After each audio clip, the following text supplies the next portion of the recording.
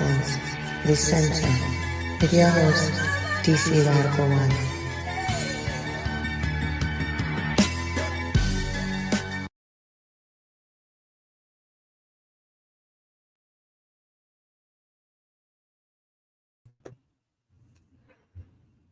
Greetings, friends, family, allies, and enemies. Welcome to the center. I am your host, DC Radical One. And I'd like to send a shout out to our wonderful producer, Cindy Ashby. You can check us out on SoundCloud, YouTube, iTunes Podcast, Google Play, Stitcher, Spotify, and iHeartRadio at On the Wake Up Radio. I see we got a sparse crowd tonight. I'll give people, I guess, a few minutes. Brother, you got ripped off. If you could do the honors. BB4 there, the brother, you got ripped off. BB4 there, Sister Vanessa. Appreciate that, brother. If we don't get a crowd that's approximately triple what we have now, then the show will be even shorter. Because I could be doing other things. I decided to come back on tonight to finish last night's program.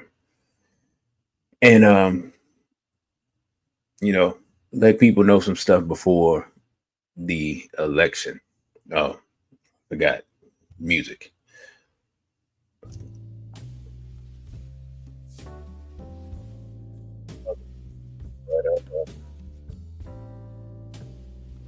I didn't want to use my pre-apocalyptic music from the countdown. Didn't want to use that, so I'll go back to this one. So yeah,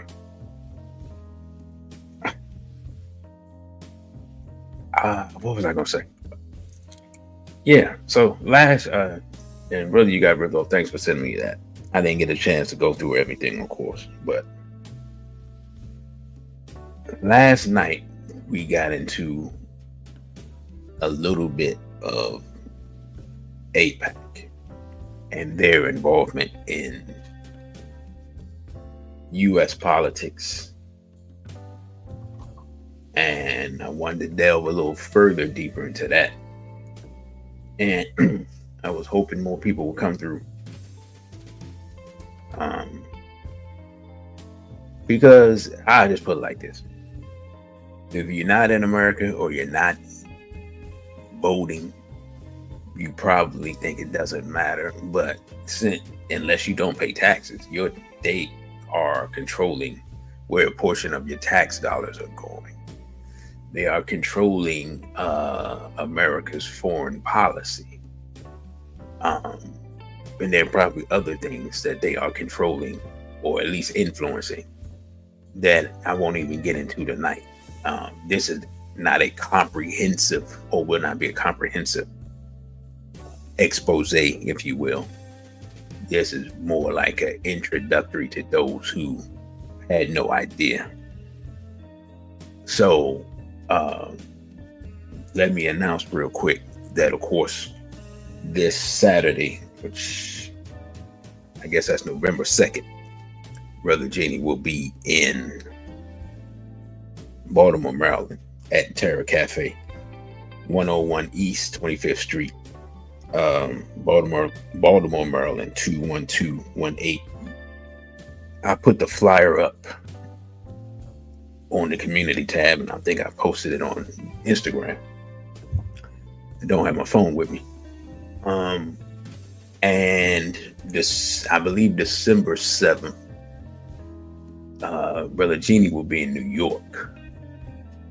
And I'm not sure what borough, but I'll put that flyer up to tomorrow's not Friday, is it? Because people ignore stuff on Fridays. So tomorrow is not Friday. I'll post that in the morning. to here and Instagram. BB4 to Brother Crow. So here's something I've noticed, right? This true story. What I've noticed is that, thank you. What I have noticed is that when I put it's true. When I put I put any white people, any non-black people, but only people I have put up is on a thumbnail, I get less people to view the live stream. So I'm gonna ask y'all, what's that? What y'all think that's about? You know what I'm saying? I have noticed that over the last maybe 2 or 3 months. Like if I have, you know, like of course the Obama and Harris one, I got a lot. Well, not a lot, but I'm saying it was probably double other stuff. When I had Hillary Clinton, I think I had Hillary Clinton. Yeah, I think I had like Hillary Clinton and Bill Gates or something like that. Nobody. Of course, I had Pavel Durov. No, people don't know who that is. And it was somebody else. And again, no views. So generally speaking, when I put people up, generally speaking, the views are, I can't say that. Yeah, never mind, I can't say that. That's a lie. Well, no. Yeah, what it is generally speaking, if there are some black people up on the thing, generally speaking, the views are higher. They just are. Right? Greetings to RBG. So I was just curious about that. I'm seeing that. I've noticed that for a while, and I was wondering what y'all thought that was about.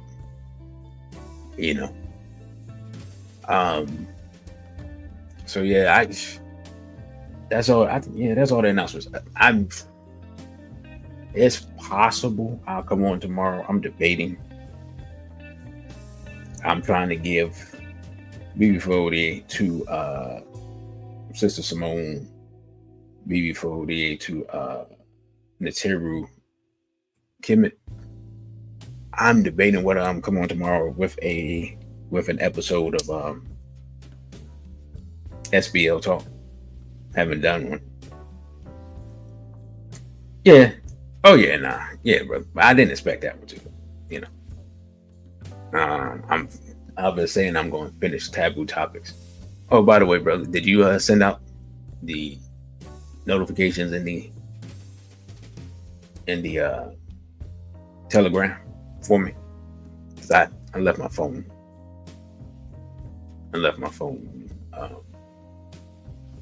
Actually, I'm not sure where my phone is. So I don't know where my phone is right. Yeah. I know it's somewhere in this domicile. So all right, so I'm going to be off without question. I'm getting off by 10. I might get off by 9:30. Like I said, I was waiting for the crowd to come in. I guess this is the crowd. So we'll get started. So the reality of the situation is that we're in the season where people are going to talk about politics and it's going to be the big topic of discussion, and politics and elections and all of those things, right? And yet the reality of the situation is that no one is talking about the thing, or not the things. No one is talking about why we see certain things in the government and why certain things can't be discussed, why certain bills can't be brought up, why certain bills can't be passed, why certain people get get removed from office. Like, none of these things are discussed, right? And so lobbying isn't really discussed. And I forget. Oh man, I didn't save the article. Yeah, there's an article on lobbying that I wanted to look up. So I'll just say what I remember of it. I'm trying to figure out when lobbying started, right? Now, actually, it was in discussion with the brother Jamie. And apparently lobbying started in like the late 1700s, like 1792, something like that. And there was a group of Revolutionary War veterans who wanted more compensation for their time fighting. So that was literally the first official lobbying group. Going back to, so we're talking about less than 20 years. Before to Sister Tia. We're talking about within 20 years of the founding of the country, the first lobbying group was founded, right? That's the official history I was able to find. A cursory search. Had to put it in a few times for whatever weird reason. So lobbying is almost as old as the country of America. Of course, that group had, I would say, a noble cause, right? They were formed for a noble cause. Like, if you fought to found a nation and then they weren't taking care of you financially, forming a group to say, hey, what's up with that money? You can't argue with that. The fundamental problem with things like that is that once something like that is founded, it's easy to be corrupted. And as time has gone on, lobbying has morphed into just legal bribery. Just, what I'm saying? It's just plain and simple. At this point, we can call it whatever we want. We can try to finesse it. We can say what's going on now in the United States government is legal bribery. And as I talked about previously, the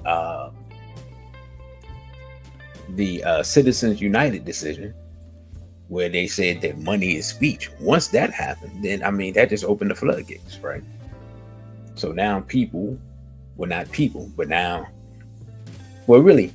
people through corporations and political action committees and all these things can simply bribe politicians, right? And the most effective at this, in my opinion, the experts of it, the masters of it in the 21st century, has been AIPAC. So that's why I want to talk about AIPAC. Now, I know some of this stuff feels like getting in the weeds of politics and stuff like that, but I just look at it like this. If you're just running out to vote, and I don't know if anyone here is going to vote or not going to vote. If you're just running out to vote based on whatever, because you feel like it's your civic duty, or your ancestors died for the right to vote, as some people say, which no, that's not how it works. You know what I'm saying? The ancestors were deleted because it was felt that might be a tool of acquiring power. So the ancestors were deleted to keep them from acquiring power. That's what happened, right? So we don't look at it that way. So that's that. So what I'm gonna do, and give me a second, because for whatever reason, I'm trying to my best to fight off a sneeze and cough attack at the same time, which only started after the show started. So I'll give me a few seconds. This is hilarious and crazy.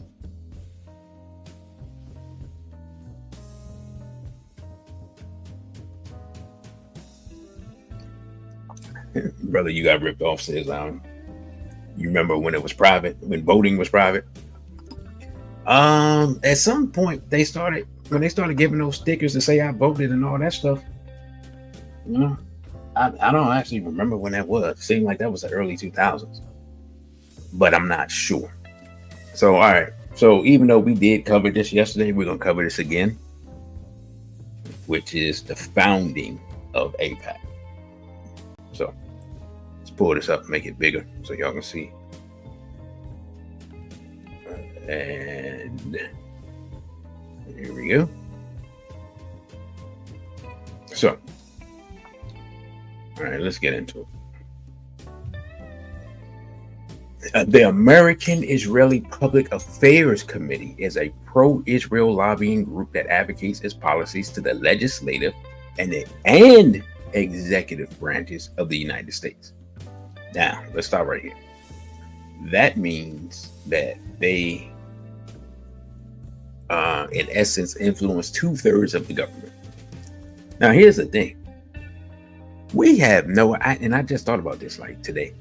We have no idea what influence anyone has, and I mean anyone, not just AIPAC or whatever lobbying group, on the individuals in the Supreme Court, right?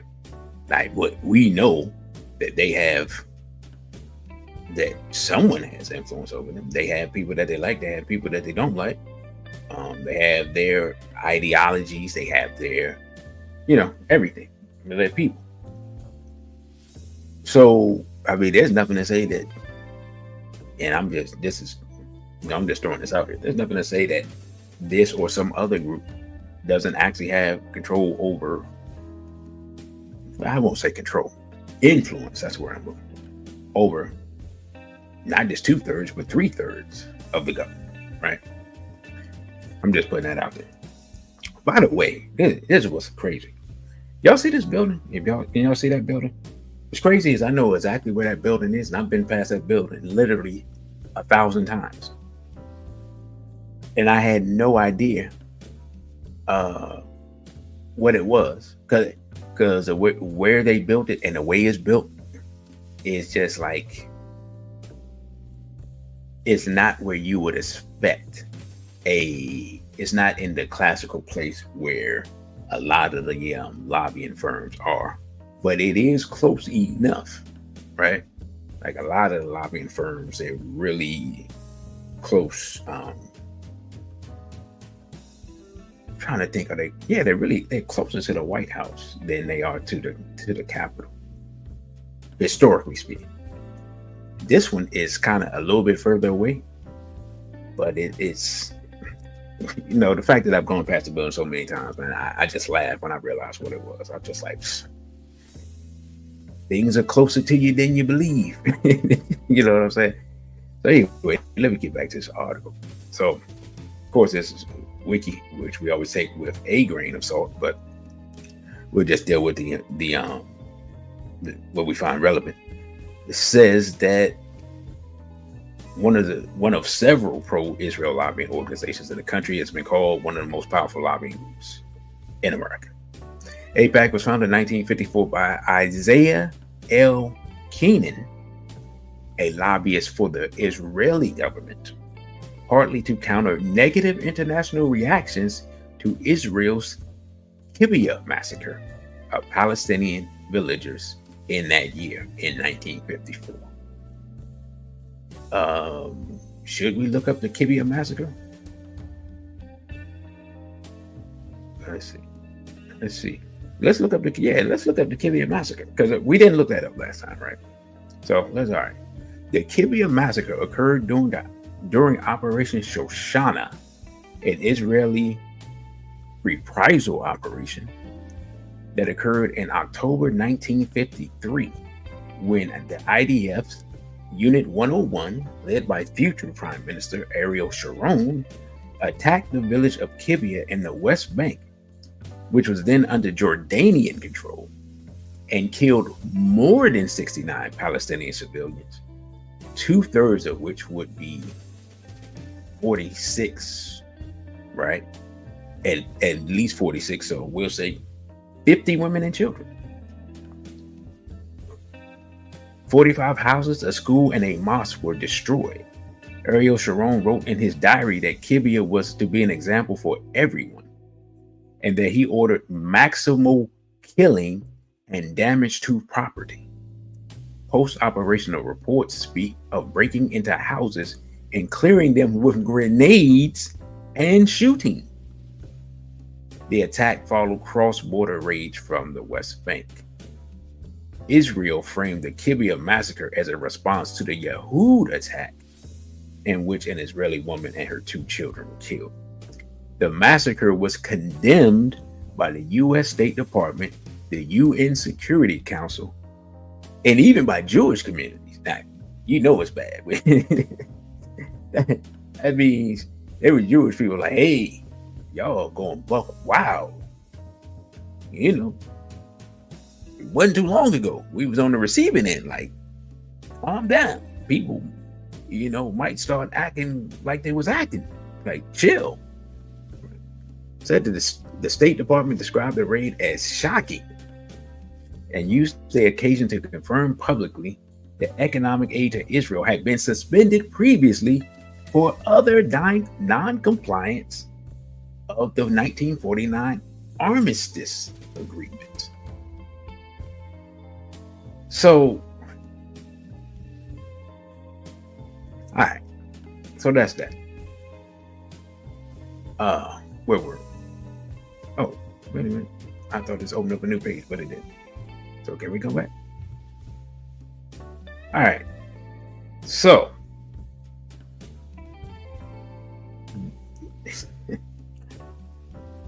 all right. So this looks familiar. And the reason I say this looks familiar is because if we go back in history to Leo Frank, right? And the history of the ADL. The ADL, the Anti-Defamation League, started in the 20s in the wake of the Leo Frank case. Leo Frank was I think a pencil factory owner. He was Jewish, and he committed atrocities against a little girl, little white girl named Mary Fagan. Leo Frank tried to frame a black man for this atrocity. Leo Frank was tried, and then the people, because this was in Atlanta, Georgia, it was the South. The people, I can't remember if it was during the trial or after the trial, decided to take justice in their own hands, and they served punishment to Leo Frank. Let's just put it like this: they didn't feel like they had time to wait for the judge and sentencing and him going to jail, and they just bypassed all that and went straight to their old methodologies that involve trees and ropes, right? In the wake of that, the Anti-Defamation League was formed, right? So, in the wake of a crime, an atrocity committed in this case by one business owner, they formed a whole organization to basically to change the narrative, right? In this case, we have something similar. We have a massacre of women and children, and then we have a lobbying group that is formed in the wake of it. Now, I just find it interesting. Now, how many people, because my audience usually knows, how many people know about Leo Frank, the Leo Frank situation, and how many people knew about this Kibbutz massacre? Y'all let me know in the chat. So let me move forward. It says now that, and I think we read this. Let's see. AIPAC became a powerful organization during its peak in the 1980s. 2002, AIPAC expressed intent to lobby Congress to authorize use of force in Iraq. Well, we see how that worked. And in 2003, the Iraq war was defended at AIPAC events. 2005, a Pentagon analyst pled guilty to espionage charges of passing U.S. government secrets to senior AIPAC officials in what became known as the AIPAC espionage scandal. Now, I vaguely remember this, but I guess I should have looked this up, right? All right. Y'all come with me down the rabbit hole. Because we're just going down the rabbit hole on this, but see where we turn up. Let's look up the AIPAC espionage scandal.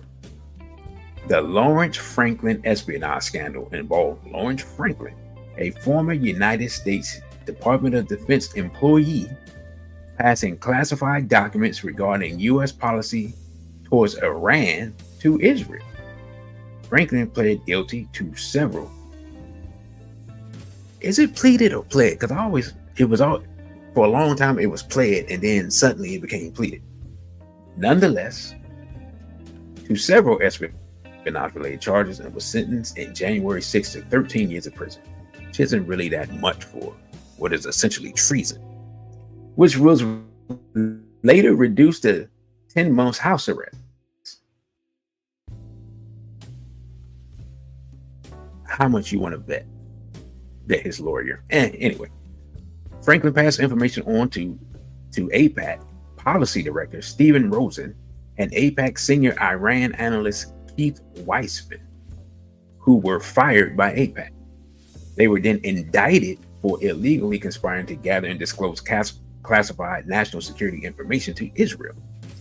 However, prosecutors later dropped all charges against them without a plea bargain. How many people are surprised by that part? Put a 1 in the chat. On June 11, prosecutors asked Judge T.S. Elliott III to reduce Franklin's cooperation in what? Judge Ellis said the dropping of the case against Rosen and Weissman was a significant factor in the sentence of Elliott and sends him to 10 months house arrest. All right. So I kind of forgot. I forgot about it. I remember hearing about it, but I don't think I looked into the deep. So apparently bad. All right, look. Either way, I'm getting off at 10 o'clock. Because apparently, if I keep messing around, we're just gonna fall down the rabbit hole, and we're just gonna find all types of stuff. So, what do you say, brother? You got rid of Bill Gates' pack called Future Forward. Oh man, yeah, we're not going down that rabbit hole. I don't even want to know. Right? So, sister said not at all. Brother said you know about Leo Frank. Brother said he did not know about Kibia Massacre. Okay. How many people remember this Lawrence Franklin case? So, all right, let's think about this. This is an espionage case, which means it's treason. A case of treason where an American gave information to a lobbying group that passed it on to a foreign government. Now think about this. This is around the same time with Snowden and Julian Assange and the soldier that became a woman. BB48 brother told me. This is around that same time. All that stuff was going on around the same time. Snowden fled the country. The soldier got locked up.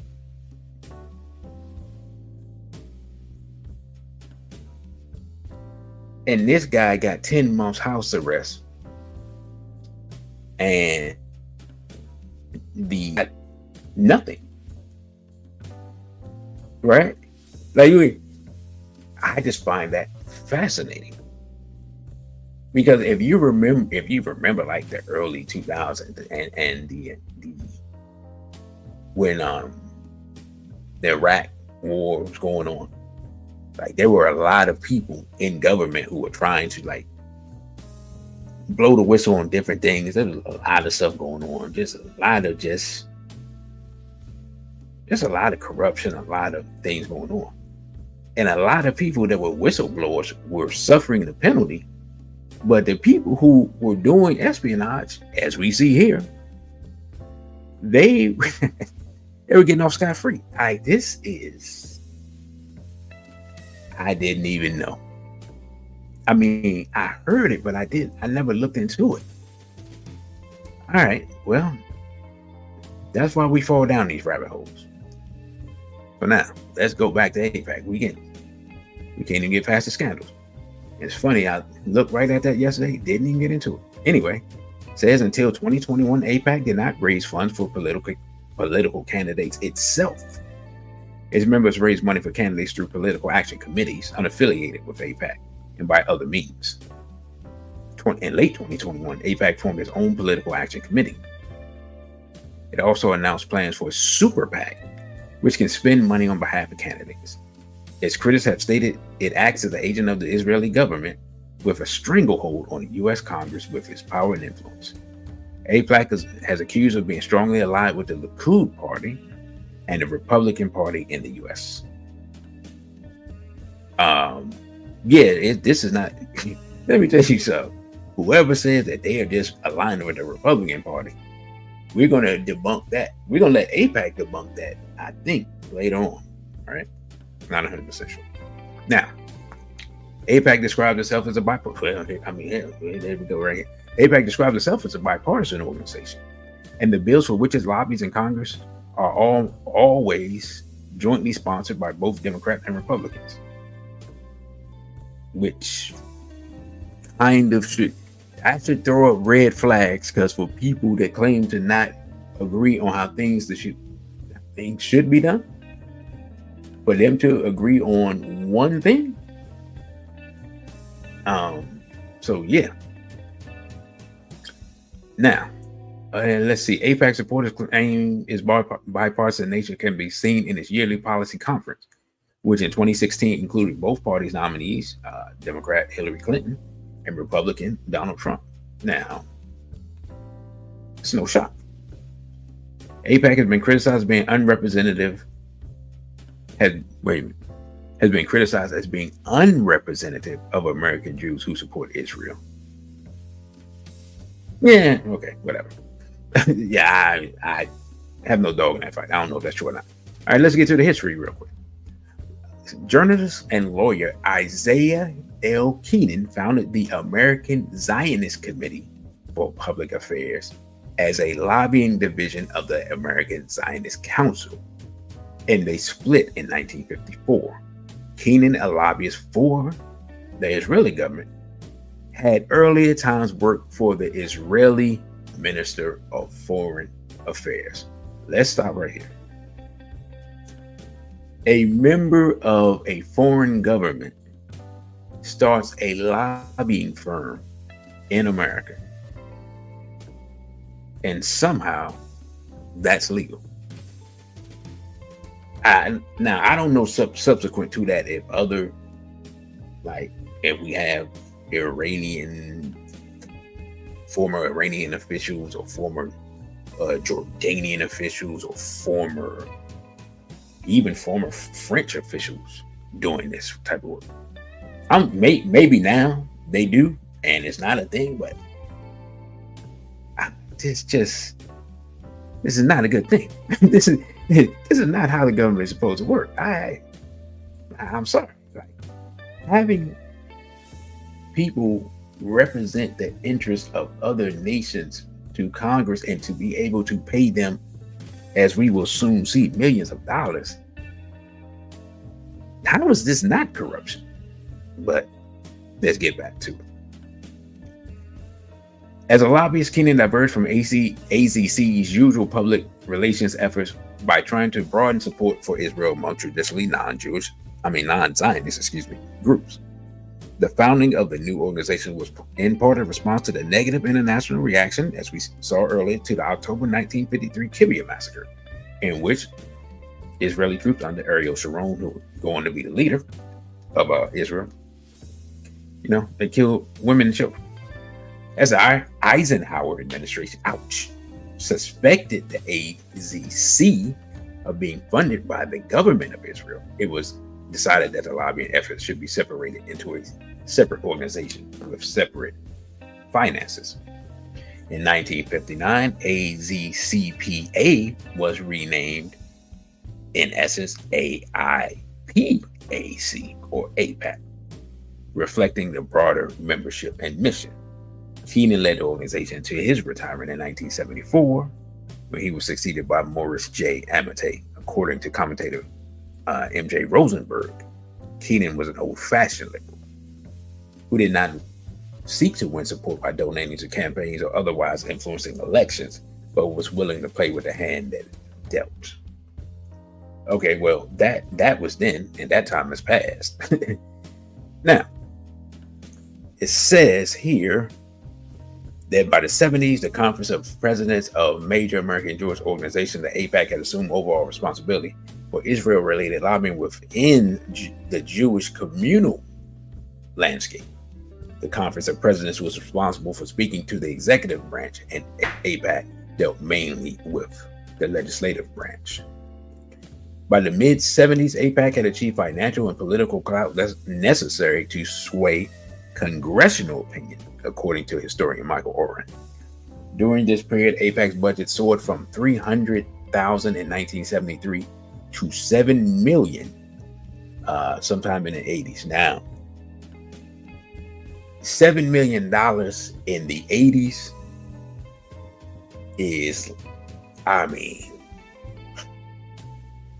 that's like it's probably like, seriously, because here's the thing, like once you get past a certain number back in those days, because so few people reach that number or that level of wealth, that is actually even more than a direct inflationary translation of money, right? So really, like multiple millions of dollars in the 80s, and that's like $100+ million now. So like that's substantial. Okay. Says, whereas Keenan had come out the Zionist movement with early staff pulled from longtime activists amongst the Jewish community, AIPAC had evolved into the prototypical Washington-based lobbying and consulting firm. Leaders and staffers were recruited from legislative staff and lobbyists with direct experience with federal bureaucracy. Confronted with opposition from both houses of Congress, United States President Gerald Ford rescinded his reassessment. I guess his reassessment of AIPAC? Anyway, George, hold up. Let me see. Does this lead to something? Here we go. We're going to go back down the rabbit hole. Hey, man, we got to figure out what's going on. So, yeah, my bad about going down the rabbit hole. Oh, man, hold up. We went too far down the rabbit hole because I'm not sure. All right, let's see. After Ford. All right. No, man, this is Gerald Ford's whole. Okay, I didn't want to go into Gerald Ford's whole career. And let's see. Nope. Okay. Forget it. All right. Anyway, George Lenkowski. Yeah, something. Noted a similar mid-70s time frame for the rise of AIPAC. The Jimmy Carter presidency also coincides with the militant emergence of the American Israeli Public Affairs Committee as a major force in shaping politics. It's interesting. And in 1980, Thomas Don became the executive director of AIPAC and developed its grassroots campaign. By the late 80s, AIPAC board of directors was dominated by 4 successful businessmen: Meyer Mitchell, Edward Levy, Robert Asher, and Larry Weinberg. And I don't know why that name sounds familiar. If anybody knows who Larry Weinberg is, let me know. That name sounds familiar. It feels like I should know that person. Now, that is the basic foundational history of AIPAC, right? Now, it's funny they mentioned Jimmy Carter, because I actually have a clip of Jimmy Carter that I'm going to play shortly.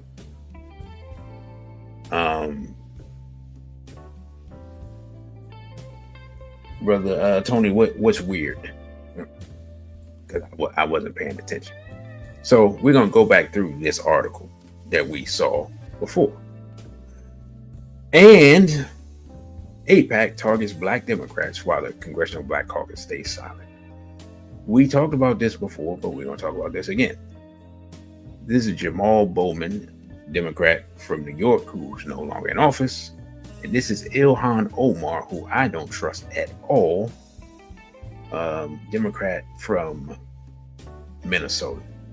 Brother, you got ripped off. I'm sure you know, but Ilhan Omar, she married to a European. She's not married. Yeah, I know. Jimmy Carter, like, the fact that he's still alive is kind of interesting. Say Larry Weinberg, American basketball executive and co-founder of the Portland Trailblazers. All right, there you go. There you go. Yeah, the name just sounded familiar for some reason. Her brother,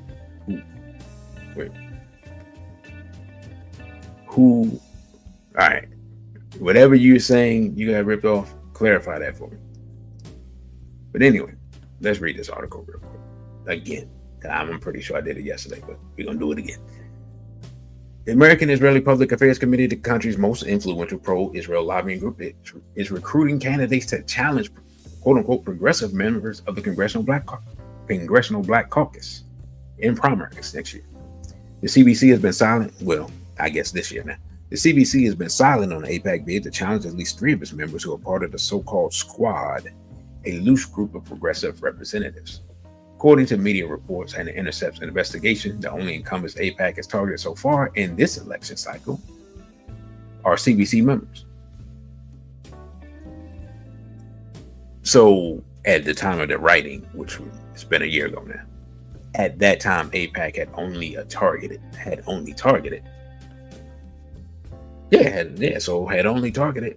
Black members of Congress. Because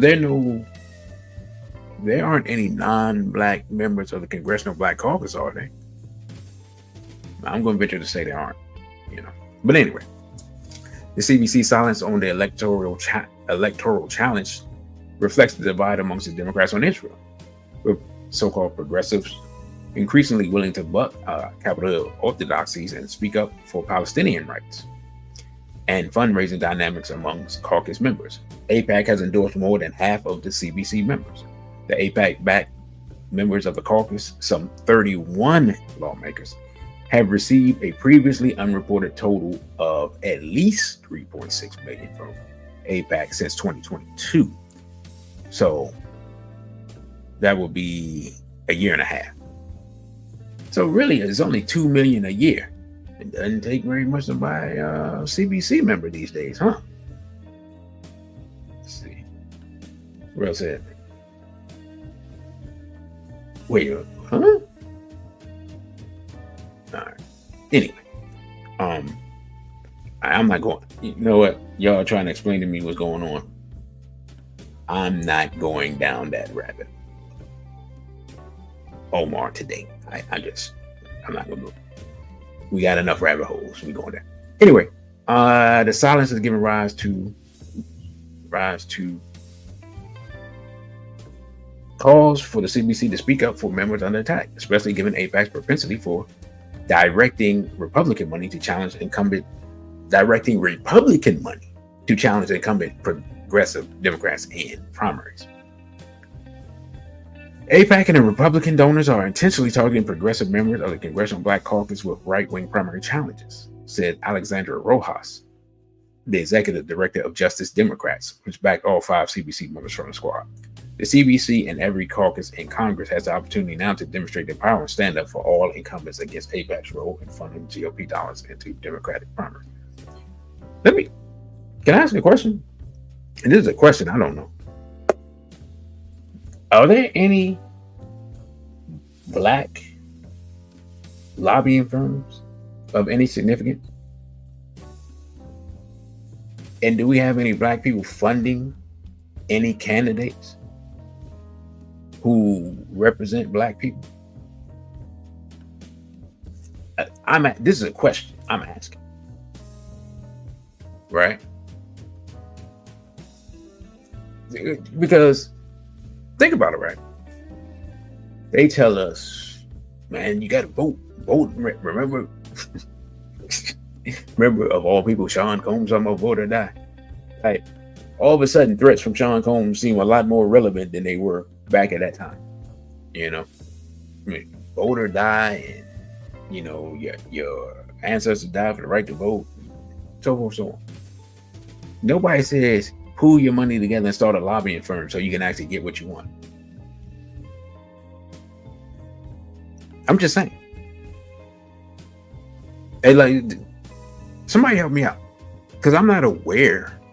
Like, this is a legitimate question. Is anyone aware of we have the Congressional Black Caucus, but they're funded by AIPAC. Is there anyone lobbying on behalf of the Black community? Do we have a lobbying firm in Washington? This is a formerly Black city. We don't have a lobbying firm? With all the quote unquote spending power we have. Like this, again, this is a question. Because as we are seeing, this is how the game is played. We're playing by the wrong rules. And thus losing the game, in my humble opinion. But back to the article. It says AIPAC, yeah, I read that. Okay. Let's bypass that. And shout out to The Intercept for the article. It says AIPAC is seeking to challenge CBC members Ilhan Omar and Jamal Bowman, who they successfully challenged, because their support for putting restrictions on U.S. aid to Israel, Jewish Insider reported. According to 3 sources with knowledge of the recruitment process who asked for anonymity to protect professional relationships, AIPAC asked Pittsburgh area Democrat Lindsey Powell to challenge Representative Summer Lee of Pennsylvania, and Powell declined. Allegheny County Controller Corey O'Connor also declined an AIPAC invitation to challenge Lee, according to 2 of the sources. Bhavini Patel, a council member in the city of Edgewood, Pennsylvania, is reportedly planning to run against Lee. I forgot to check on how that race turned out. My apologies. Jewish Insider reported that it was unable to confirm if AIPAC had met with Patel. Now, here's the thing. This goes way beyond funding candidates. Like, actually going out to recruit people to run against people you don't like, and then saying, I will finance you, is a whole different ballgame. Like, recruiting people to run is way. I didn't really know that was a thing. So look, this is what we're going to do. We're going to get back to this article, but we're going to go back and listen to our sister, who she knows about the AIPAC situation, because from my understanding, she got AIPAC. So we're going to listen to our sister again, Dr. Cynthia McKinney, as she tells us how the game is played with AIPAC. Every candidate for Congress at that time had a pledge. They were given a pledge to sign. And I was new on the scene. And so the pledge had Jerusalem as the capital city, the military superiority of Israel. American Congress people have to sign this pledge. Yes, you sign the pledge. If you don't sign the pledge, you don't get money. So, for example, it was almost like water torture for me. My parents observed this. I would get a call, and the person on the other end of the phone would say, I want to do a fundraiser for you. And then we would get into the planning. I would get really excited because, of course, you have to have money in order to run a campaign. And then 2 weeks, 3 weeks into the planning, they would say, did you sign the pledge? And then I would say, no, I didn't sign the pledge. And then my fundraiser would go kaput. I made it public. This probably nobody had said anything about it. But I made it public, and then, the excuse was, well, those were just overzealous advocates for Israel. So then the tactic changed. And but this is what is done for 535 members of the United States Congress.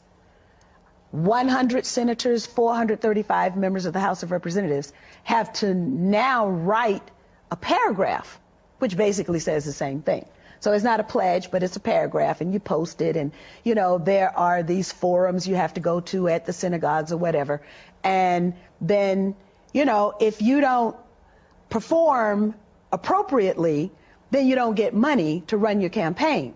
The problem is that it requires an awful lot of money to run a campaign. And whether it's a woman's organization, an environmental organization, people can read about this on the internet if they're interested. If you go to thomas.loc.gov, that is the official United States Congress website. And if you put in the name Gus Savage, because Gus Savage was a black member of Congress who was targeted by the pro-Israel lobby. And he had the foresight to use his position as an incumbent in the House of Representatives to put his experience on the congressional record. For the entire existence of the United States Congress now, people will be able to access his experience. And what he wrote was that it was the Garden Club of New Jersey that gave his opponent $5,000. But it wasn't really the Garden Club of New Jersey. It was the activists who were associated with AIPAC, the American Israel Public Affairs Committee. Well,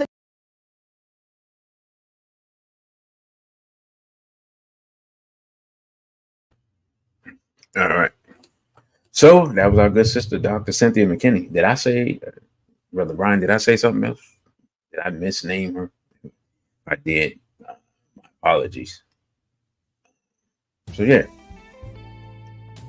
So, again, I'm trying to remember, like, I remember Representative Gus Savage back in the 90s. So, the idea that this is something new, this attacking, that's basically attacking black representatives. It goes back 30 years. So we really shouldn't be surprised, right?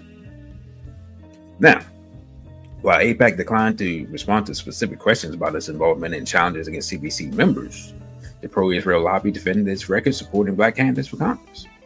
AIPAC proudly endorsed more than half the Congressional Black Caucus last cycle and the United Democracy Project, an AIPAC-backed super PAC. Yeah, say that real quick. Go back to my rapping days to get my tongue to be able to say that. Helped ensure pro-Israel. Help ensure who? Pro-Israel African American Democrats in Ohio, North Carolina, and Maryland. Think about that. It didn't say. Hey, think about it. They didn't help ensure black people who are pro-black. They didn't help ensure black people that are pro-Africa or black people that are pro-Caribbean or black people in Brazil, you know, the places where black people are. They help fund black people that are pro-Israel, which means if perchance Israel is doing something that negatively affects black people, whether here or on the African continent or wherever, those members of the Congressional Black Caucus are going to work against black people. Are we getting the picture of how this thing works now? Are we getting the picture of why certain things can't get passed in Congress, that can't be brought up? We're always looking at the other side and saying the conservatives or the Republicans or whatever we want to say is stopping XYZ. Well, what about the people that are allegedly representing Black Americans through the Congressional Black Caucus? Like, there was a time when it was founded, there were some strong members there. I'm not too sure that I can say that right now, based upon this. All right, so let's go back to this. Says 5 Black progressive officials have joined the CBC's ranks since 2019. Their addition strained already shifting dynamics in the caucus, which has long been governed by traditional structures of seniority and patronage. The caucus has sometimes stood against the new crop of rising Black progressives.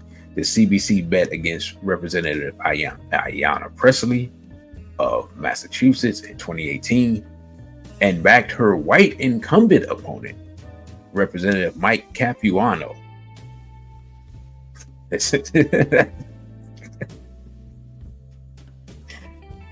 Congressional Black Caucus supported the non-Black candidate against the Black candidate that would have joined the caucus. I'm just going to pause and let us process the information that we have just consumed.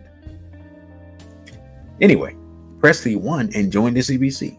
Bowman angered the old guard of the caucus when he endorsed so-called progressive Cori Bush at her 2020 primary in Michigan.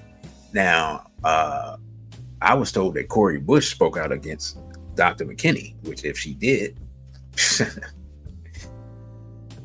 oh, they don't learn. Anyway, against Representative William Lacey Clay, a centrist who had been a CBC member for 2 decades. Divisions on Israel in the CBC, however, go beyond election alliances to policy stances and votes. Since taking office, progressive CBC members, including Omar, Bowman, Lee, Bush, and Presley, have criticized the human rights abuses against Palestinians or voted against military aid to Israel. They were among the 10 House Democrats who voted against a July resolution to absolve Israel of being an apartheid state. Let's stop right here. How anyone, the fact that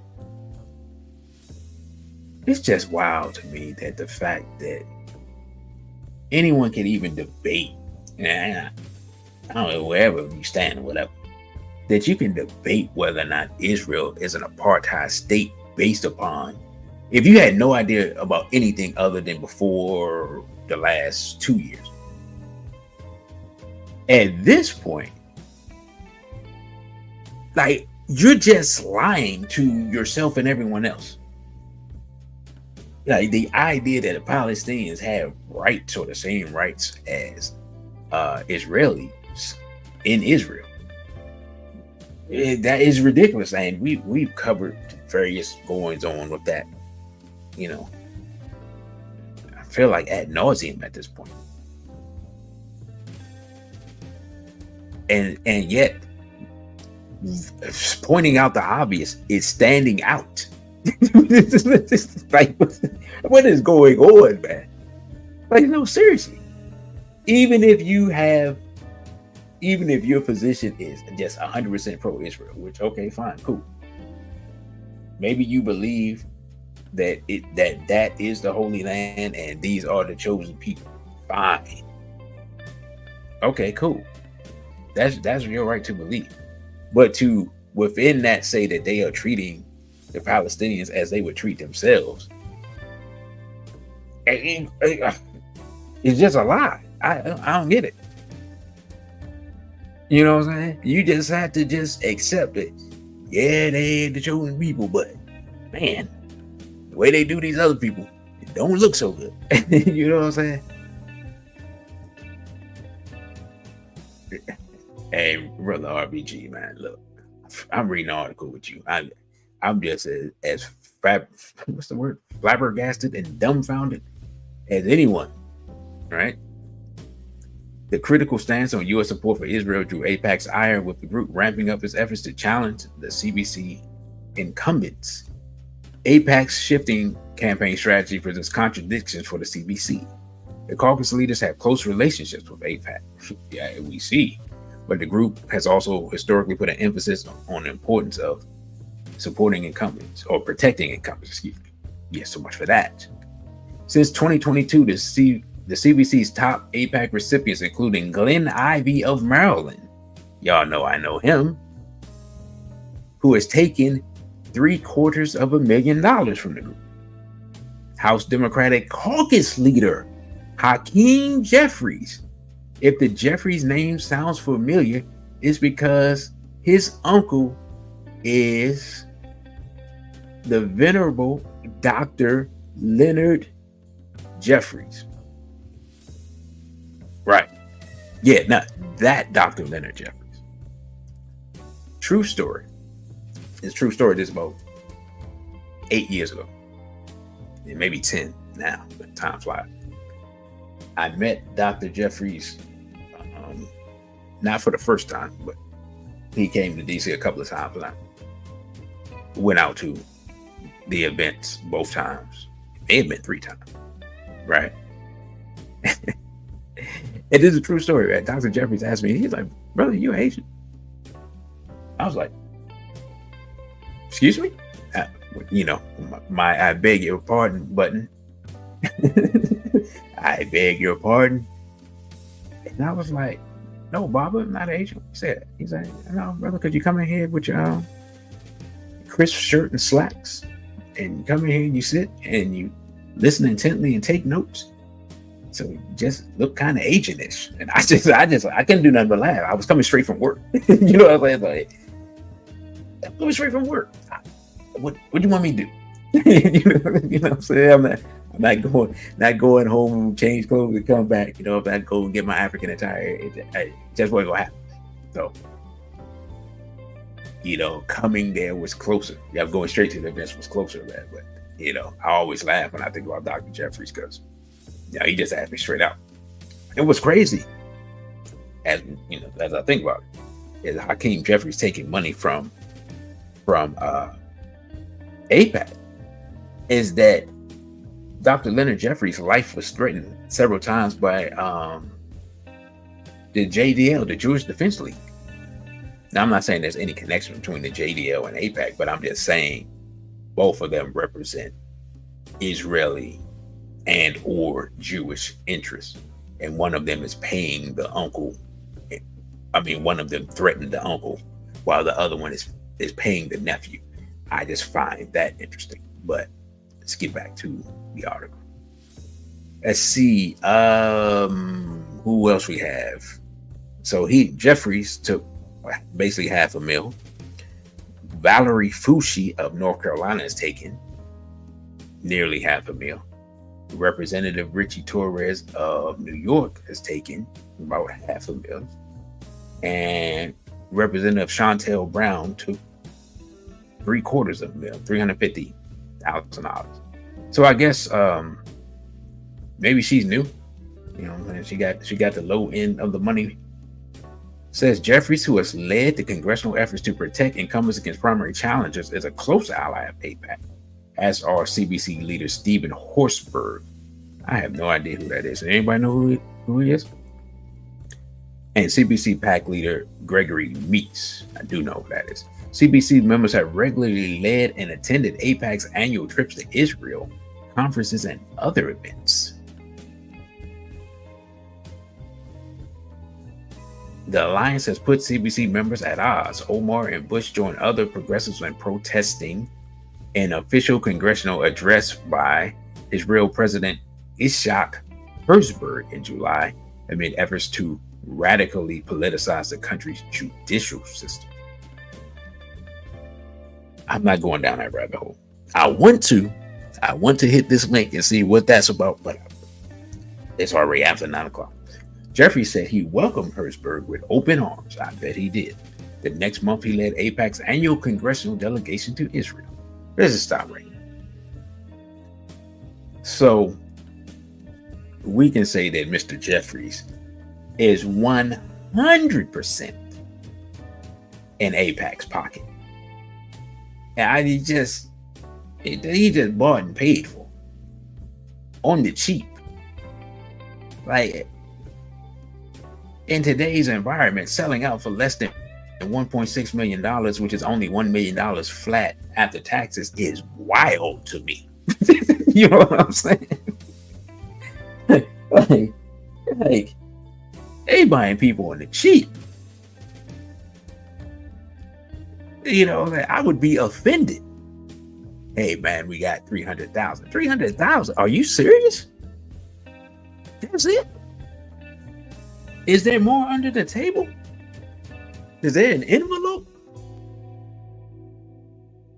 You think you can buy my loyalty for $300,000? Have you seen the cost of housing in Washington, D.C.? Like, what? And are you serious? Hakeem Jeffries live in New York. Come on, man.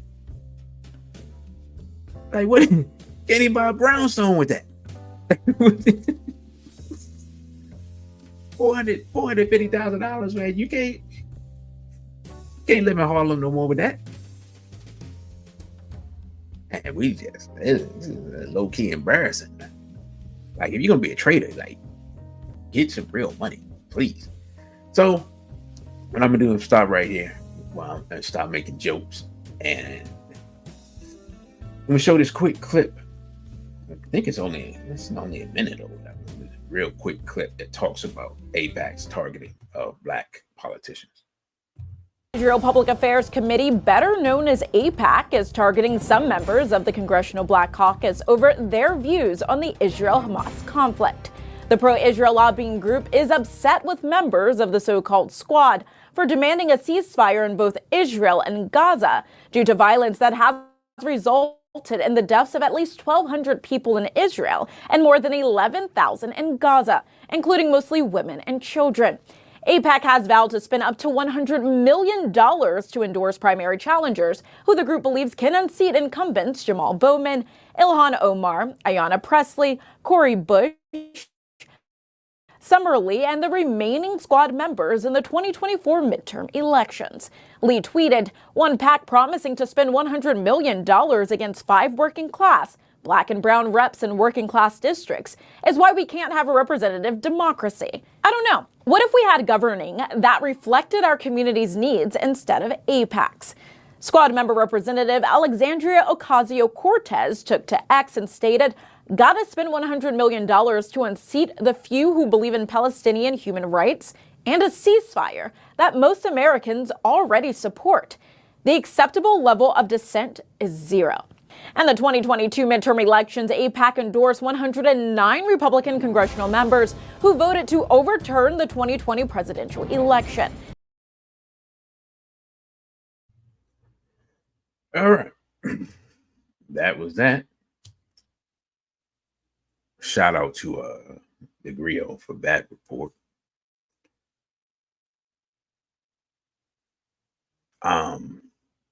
What do you say, brother? That the audacity is breathtaking. I just, you know. Oh, my bad. Music.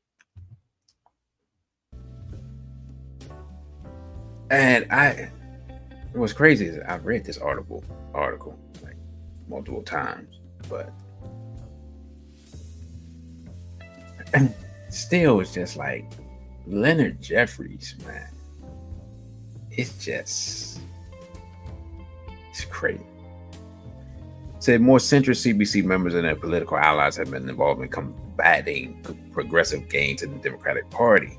June 2021, Jeffries, along with Representative Josh Gottheimer and Terry Sewell, Democrat of Alabama, Gottheimer, New Jersey, another recipient of AIPAC money, launched Team Blue PAC to protect Democratic members facing primary challenges from the left.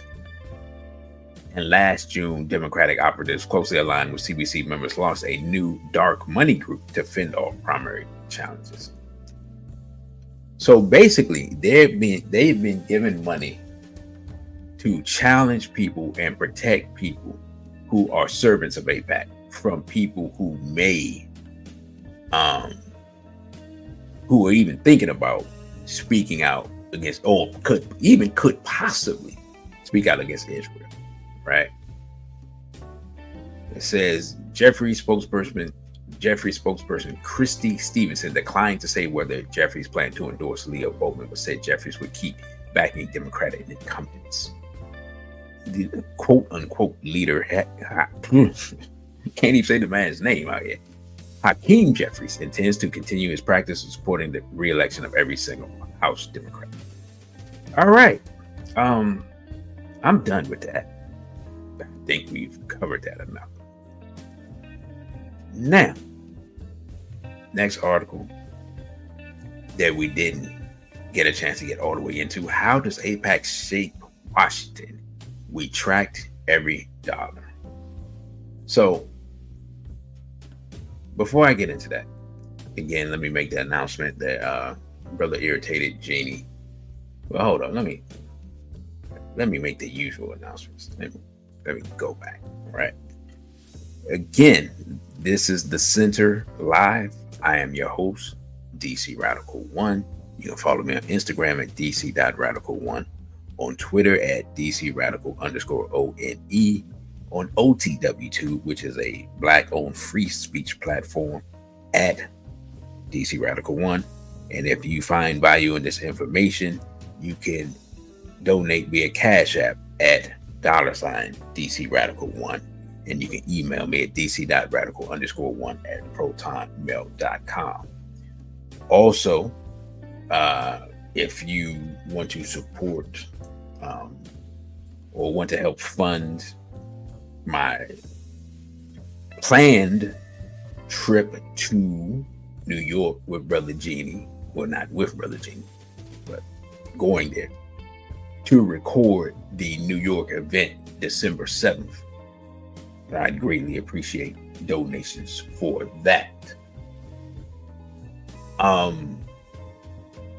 So yeah, there's that. Hold on. Let's see, somebody make a comment. Let's see, says, we say no other nation does this. Oh, as far as what, the influencing of the American government? Yeah, well, I mean, I'll just put it like this. We might want to look into this. It's obvious that based upon what we've seen, this works. And so what we're going to do is, even though we watched the video yesterday, everybody wasn't here. Well, no, the first video we watched, we're going to watch a video that we did watch yesterday, which talks about AIPAC's control over Congress. So we're going to go ahead and run that, and then come back and read this article.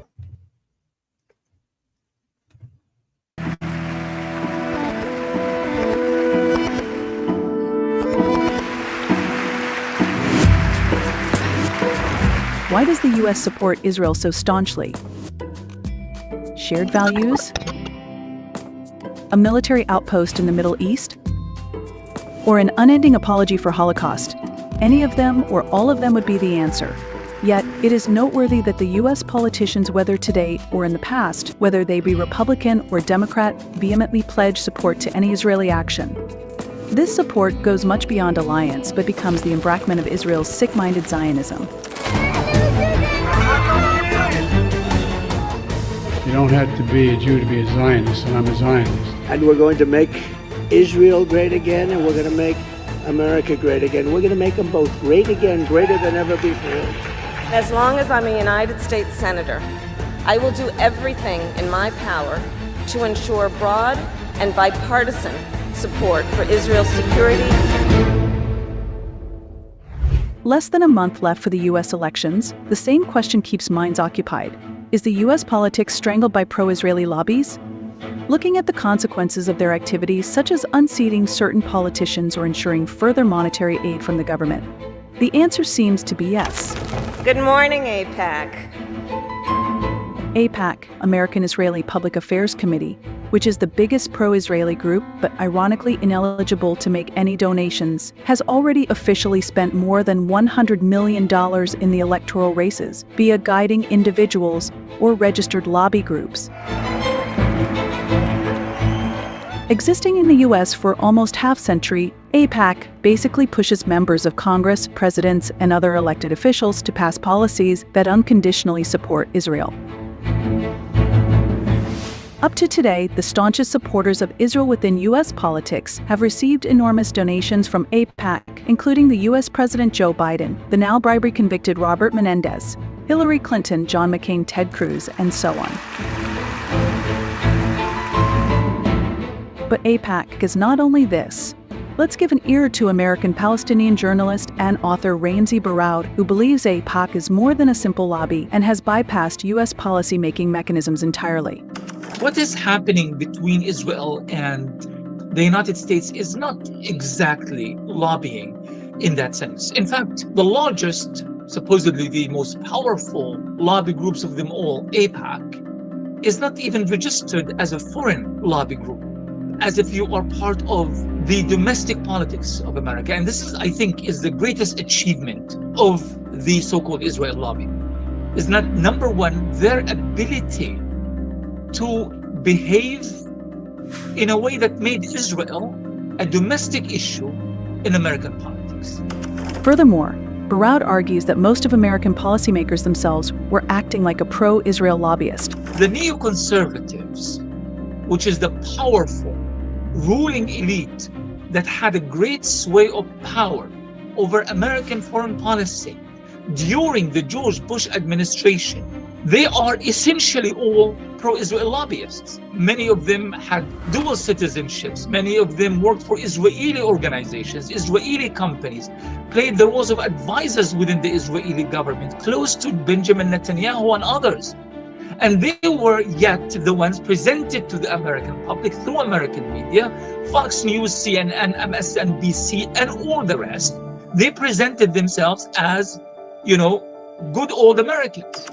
Obviously, the most striking example was Secretary of State Antony Blinken, who declared his support for Israel as a Jew.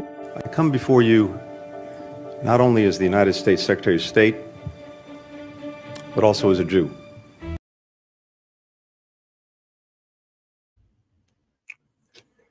Yeah, I talked extensively about the Anthony Blinken quote, and it's still, every time I see it, it's just like, excuse me, it's just wild that he can come up there and say that. And I just, if that's the case, right? And I said this yesterday, but I'm gonna say it again. All Jewish people have a right to return to Israel. So if he's coming to speak to Israeli people as a Jew, then, oh, thank you, brother. Then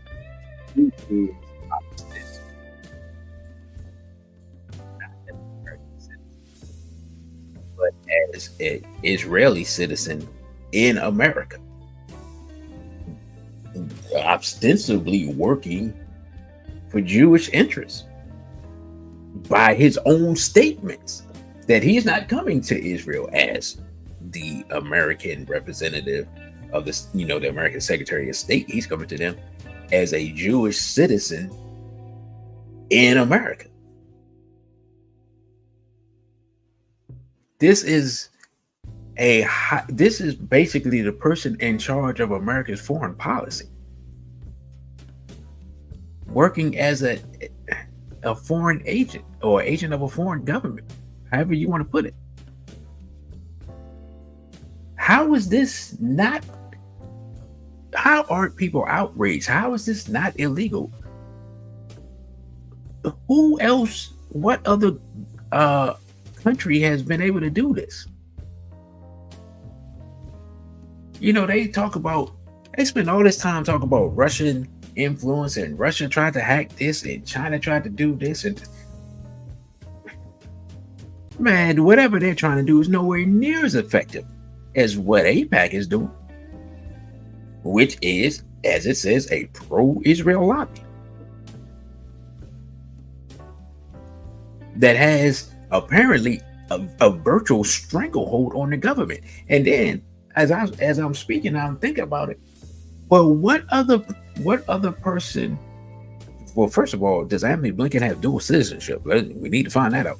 But what other person or persons in the government are thinking like Anthony Blinken, that they're doing the United States government work as a non-United States citizen, but one time as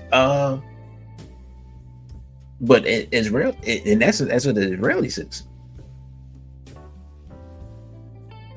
Again, like I said yesterday, I can't be the ambassador of Benin and say, I'm not coming to you as the American ambassador of Benin. I'm coming to you.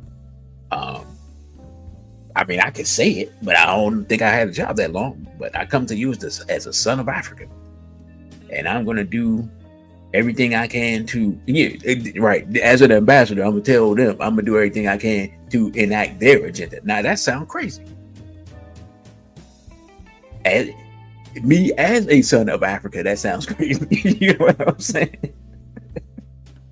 Like to be in that position, go there and say that, and expect to still be breathing. Brother Crow said you heard one time Israel wanted to be part of BRICS. Oh, I can believe that. I can believe that.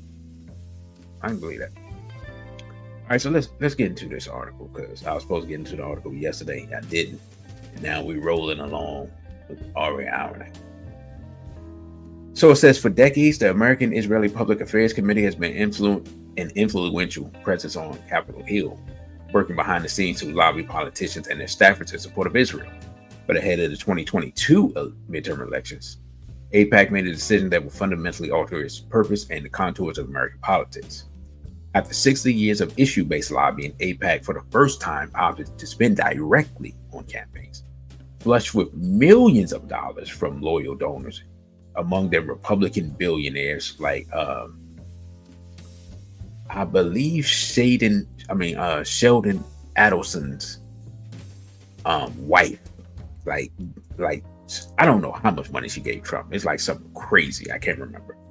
And mega donors to former President Donald Trump. AIPAC embraced a new strategy. It would use its vast funds to oust progressive members of Congress who have criticized human rights abuses and the country's receipt of billions of dollars in military funding. Just 2 years after it started pouring money into campaigns, AIPAC has become one of the largest outside spenders in congressional elections. The Intercept has chronicled AIPAC's power through coverage of individual races, but never before has AIPAC's massive outflow of money been analyzed in sum. This project uses records from the Federal Election Commission submitted by the lobbying group's Federal Political Action Committee, AIPAC, and its super PAC, United Democracy Project. So remember, United Democracy Project, if you see that, that's just AIPAC. That's just Israel. To map out how much money has been spent on behalf of Israel, where these groups are doling out money, and what impact those funds are having on the balance of power in Congress. As it says, AIPAC posted on X, being pro-Israel is good policy and good politics. Let's see. This is AIPAC. This is their achievements from 2022. I saw that quote somewhere. But anyway, we're going to go through this and just look at some of the things that they were doing. But I thought I saw that quote. But yeah, that's their saying. It's good politics and good policy. Now, while it's true that AIPAC won the overwhelming majority of races it waded into, the picture emerges from AIPAC's paper trails more complex. Says the big picture. When it rolled out its new strategy in the 2022 election cycle, AIPAC found immediate success. The lobbying group and another pro-Israeli group, Democratic Majority for Israel, defeated Representatives Andy Levin and Marie New, who were outspoken in their criticism of unconditional U.S. military funding for Israel. The campaign to defeat Levin marks a significant push from AIPAC to repress criticism of Israel, even from Jewish members of Congress. I'm not familiar with Andy Levin at all. Is anybody familiar with him? I would love to hear what he has to say about why he spoke out, and then how he felt about being AIPAC. That's what we're gonna call it from now on, right? We're gonna try to pay attention to some of these races and stuff in the years going forward, hopefully, and see when people are getting AIPAC, right? So it says AIPAC made a bold pronouncement through its United Democracy Project arm, AIPAC-PAC. United Democracy and AIPAC-PAC. They're going to spend $100 million on elections, which is 1/6 of what outside groups spent on the 2020 election, presidential election. There are a few congressional races that AIPAC set out this year. Of the 469 seats up for re-election this year, again, brothers and sisters and others, 469 seats are up for re-election this year, and we're only talking about a race between two people. So someone in your district, more than likely, is being funded by AIPAC, and before you vote, you need to find out who that person is, and try to find out, because it may be both. You may, and you know what I'm saying? I apologize, I'm late with this. You may find out that both of the people running may be funded by AIPAC, and then if there's a third person, you may want to vote for them. Anyway, AIPAC spent money on more than 80%, 389 races out of a total of 469. AIPAC sought influence over 363 seats in the House, which is, I guess that's about 60%. No, it's over 60%. But anyway, over 60%. And 26 in the Senate, which is 25%.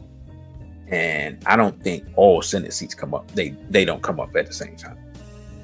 Of the 389 candidates AIPAC funded, 57 did not face a primary. Of the primary elections that did take place, 88 candidates had no opponent. The size of AIPAC's war chest meant it can pick and choose the race in which it is most likely to succeed, boosting its image as kingmaker and its influence among candidates and members, while simultaneously taking up costs of criticizing U.S. policy towards Israel. AIPAC's approach to electoral spending is bipartisan. The group has funded Republican, Democrat, and independent candidates alike.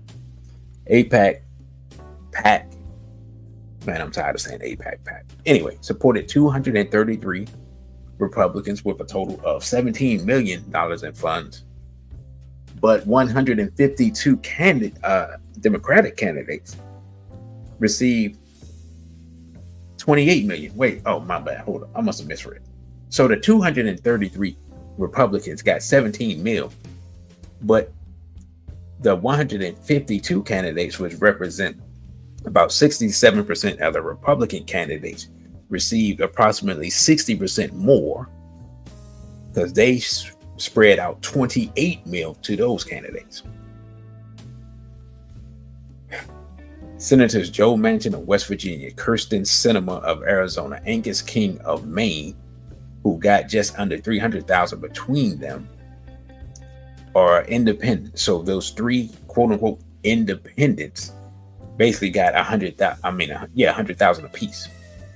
Spending not covered in this analysis includes AIPAC-PAC contributions that were refunded in 2023 or 2024, or those that went to other PACs and political organizations such as the National Republican Senatorial Committee or the centrist Democratic nonprofit fundraising platform Democracy Engine.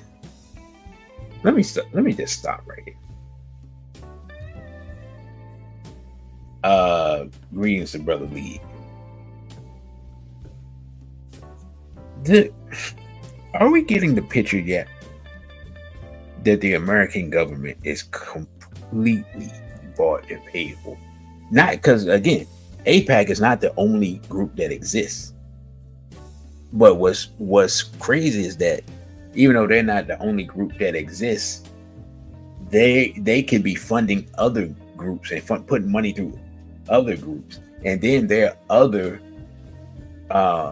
pro-Israel or Zionist groups who exist separate from AIPAC. And then there are billionaires who may represent whatever interest they represent, not related to any of this stuff, who are giving money to candidates for presidential on down. I mean, it's just legal bribery going on.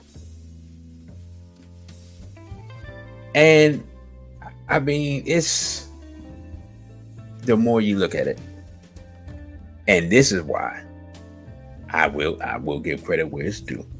Dr. Claude Anderson talked about us building up our economy in order to, well, for multiple reasons, but one of them being in order to play the political game.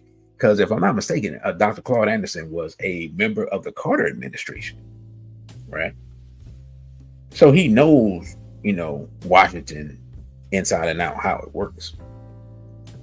And yeah, we didn't listen. Before they Straight Black Pride to Straight Black South, we did not listen. Thanks to Straight Black South for being our first member of the channel memberships. That is a thing. You can sign up for the low of $3.99, or you can sign up for the $9.99 or the $24.99. I just say, as the price of the memberships go up, the benefits go up as well. So you can check that out at your leisure. Yeah, so Dr. Claude Anderson was a member of the Carter administration, so he knows how it works. So part of his economic program was talking about being able to influence the government, as we see now. Now, he's been saying that for years. I saw Dr. Claude Anderson. The first time I don't know how young I was. The first time I saw him, I thought he was a preacher because he looked like he was speaking to black people in a church. So I thought he was a preacher, and didn't even realize who he was and what he was talking about till I got a little older. Like when I say I was young, I was a boy, right? So he's been speaking about this since, I don't know. You know what I'm saying? I'll say at least the 90s, but probably before that. I'm probably just late with a lot of stuff. So we see now the importance of what he was trying to tell us then that we still have not implemented to this day.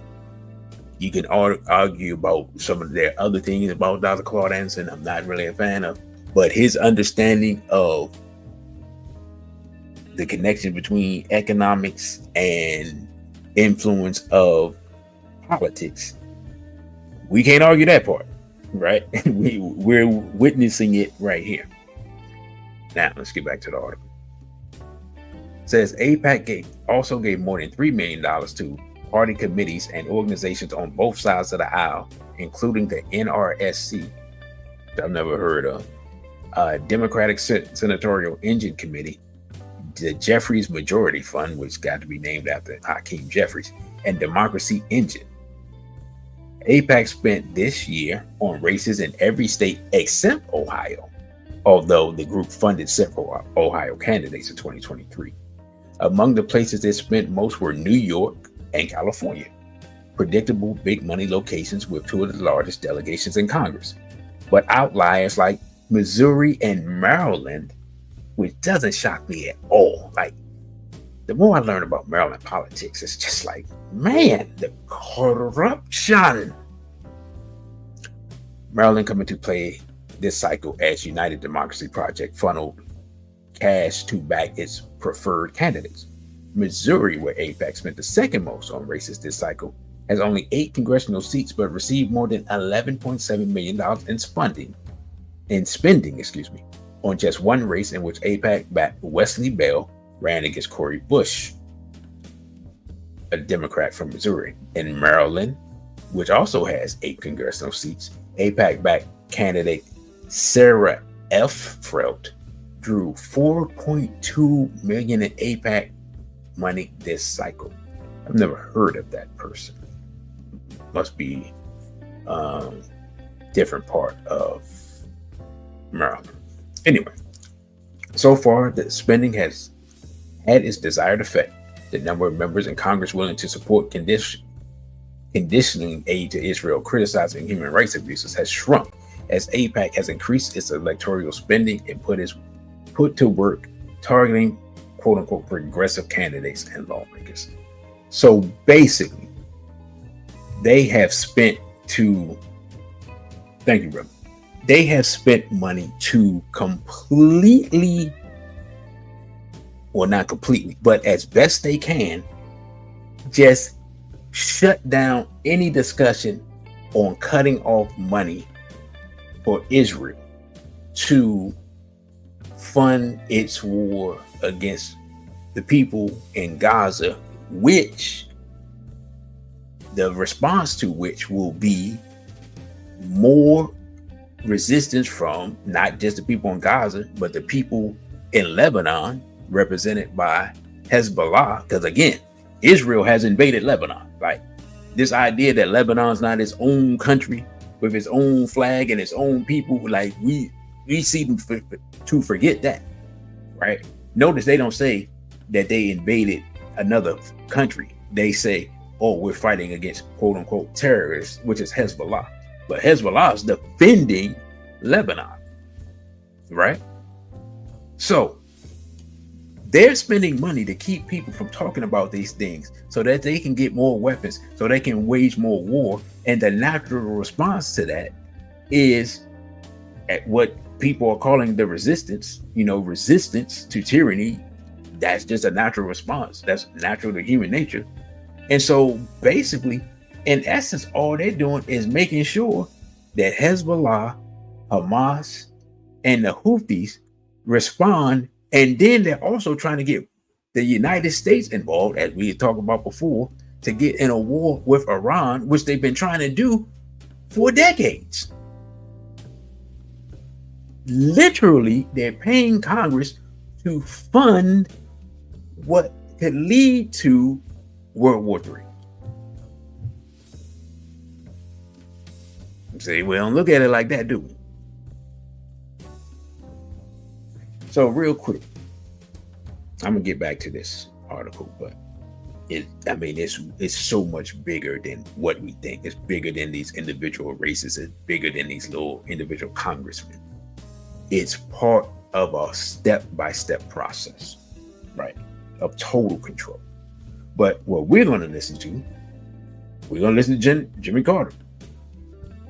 Yeah, General Wesley Clark. I just don't have that clip up. But we're going to listen to Jimmy Carter. He's going to talk about this situation with AIPAC and Palestinians and so on. So y'all know how we do. But pause and put play. And many Israelis don't want to know what is going on inside Palestine. It's a terrible human rights persecution that is far transcends what any outsider would imagine.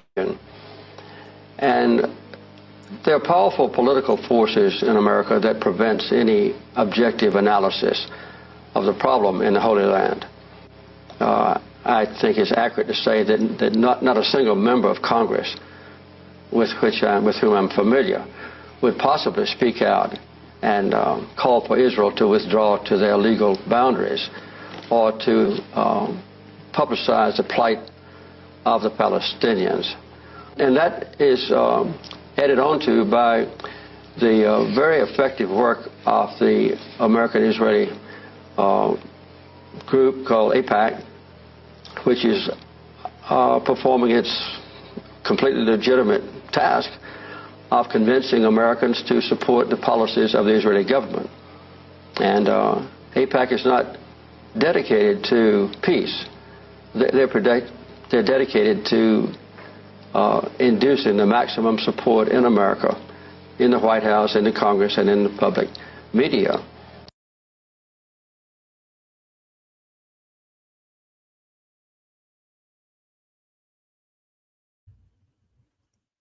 So I have to disagree with Mr. Carter about one thing.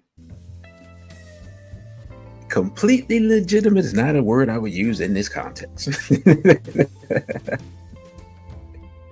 You know, completely legitimate, I don't know about that part.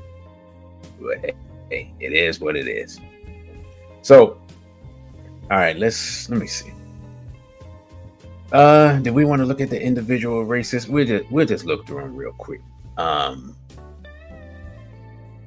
Cori Bush, I think she got the boot. She went against some guy named Wesley Bell. Be interesting to see who he is. And Jamal Bowman, I think he got the boot. Let's see what it says. It says AIPAC-backed candidates are generally pro-Israel, but their staunchness varies from lawmakers like Representative Richie Torres, a major AIPAC recipient and one of the most vocal pro-Israel voices, of course, to Representative Ryan Zinke of Montana, who proposed a bill to deport Palestinians from the U.S. Okay, that's wild. On the other end of the spectrum are less vocal candidates like AIPAC and UDP-backed Elfrith, who won the Democratic primary in Maryland's 3rd district, where the topic of Israel barely came up in the race. Sarah Elfrith. I'm gonna have to look her up, see who she is.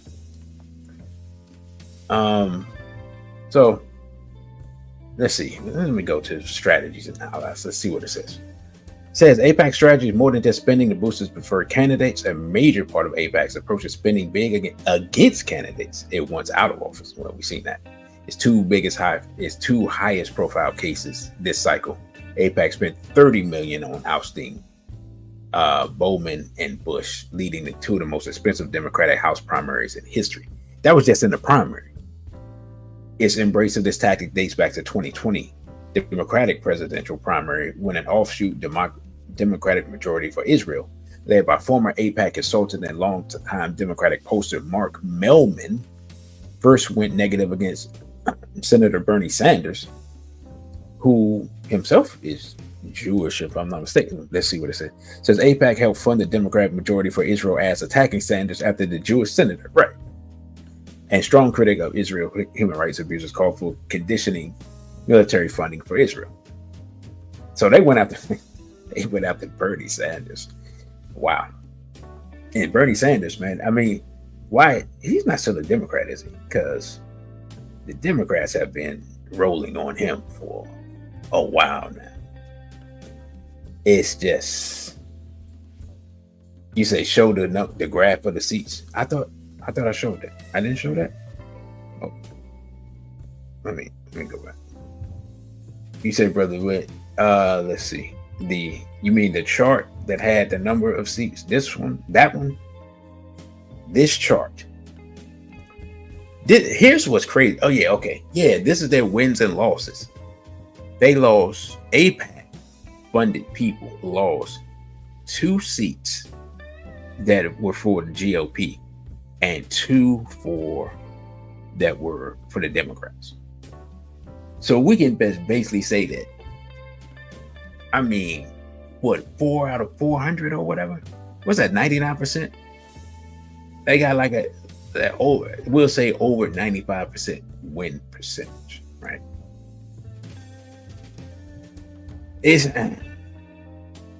Let's see, shared donors board members who worked at, spoken to or volunteered with AIPAC. Let's just look at this real quick, because I don't want to go through this whole article. AIPAC, Citizens for a Nuclear-Free Israel, DMFI-PAC, American Israel Education Fund, and Mark Mellman has consulted with all of these. Now, what I want to do real quick before, because I got one more video I want to show, but I want to just look at a little bit of what AIPAC has been up to. Now, there's 2 things I want to look at. One, this person is going to be the next leader of AIPAC at the end of the year. This is Elliot Brandt.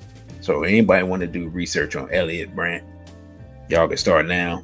He's going to be at the end of the year. The current CEO, Howard Core, is stepping down. Just wanted to make that known so y'all can do your research into that. And I wanted to look quickly at some of the things that AIPAC has done. Right? This is according to them. It's not according to me.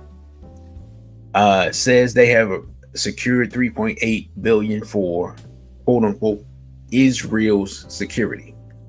That means weapons and whatnot. Right? Says building bipartisan support for a strong U.S.-Israel relationship saves lives. I question that, but we're reading. We're just reading. It helps keep Israel safe. I even question that. You know what I'm saying? Because let's just be honest. The more bombs you drop on people, these people have shown that they're going to resist. So the more bombs you drop, the more rockets they fire. Now, the more missiles they fire, in addition to the rockets, the more people that live in northern Israel can't even live there anymore.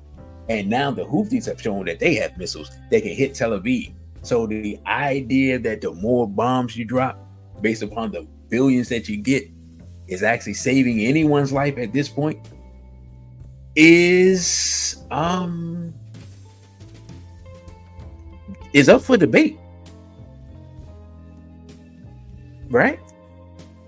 Like, that's debatable. Even if you're a Jewish person, you should kind of question that. Like, I don't know about that part. But hey, I mean, listen. $500 million for U.S.-Israel missile defense cooperation. I'm gonna be honest. Amongst the billions of dollars that we're talking about, somehow ridiculously $500 million just sounds like a drop in a bucket. Check this out. $6 million for new Israel-U.S. cybersecurity cooperation grant program. Funds a new bilateral initiative to address cyber threats facing both nations. I don't even want to talk about that. The number of firms, cybersecurity firms that are based in Israel, and the access that they have to the technology and the internet infrastructure of the world, you would be astounded if you knew. And $25 million for U.S.-Israel counter-drone cooperation helps both nations address the growing threat of drones, including from Iran and regional proxies. Well, I'm just being honest. Iran's drone program is not a threat to the homeland of the United States. So, yeah, that doesn't really benefit us. I mean, just reading this, you see how we have a one-way relationship. But real quick, because I'm going to close out slightly after 10, because that's just where we are. We're going to, I think we got one more video. And y'all let me know. Make sure I'm not playing the same video twice in the same show. But we got one more video dealing with AIPAC. And then after that, we will get ready to close out. So, y'all know how we do. Israel accused of committing genocide in Gaza thanks to US weapons, political support and funding. A lot of people are asking, just why is the US so staunchly pro-Israel? Well, the answer isn't all that simple, but a big part of the conversation is a particular lobby group called the American Israel Public Affairs Committee, or AIPAC. Its mission: to push pro-Israel policies in the US and get politicians to vote for them. It's donated to most of the current members of the US Congress, funding 342 out of all 535. Records show that it's the biggest spending campaign group when it comes to representing a foreign interest in domestic US politics, and AIPAC is spending big on getting its favored candidates elected. Take this tweet about the Democratic congressional primary in Illinois. AIPAC is taking credit for the defeat of candidate Kina Collins. Collins is a community organizer and lifelong anti-gun violence activist. She also called Israel's war on Gaza genocide. AIPAC spent hundreds of thousands of dollars funding attack ads to kill her campaign, which she lost. So how did AIPAC become the most prominent foreign affairs lobby group in the US? It fundraises through glittering annual galas where both Democrats and Republicans scramble to secure speaking spots. The U.S.-Israel relationship is special and strong. After all, AIPAC prides itself on being nonpartisan. AIPAC boasts a long list of rich backers who it traditionally uses to funnel money to its preferred candidates and also to donate to pro-Israel Washington think tanks to influence Middle East policy. Remember when former US President Donald Trump recognized Jerusalem as the Israeli capital and moved the embassy there? Or when he tore up the Iran nuclear deal? Yes, AIPAC. Or the $300 billion in mostly military aid the US has sent Israel since its founding? Also AIPAC. Its army of lobbyists has unfettered access to officials in Congress.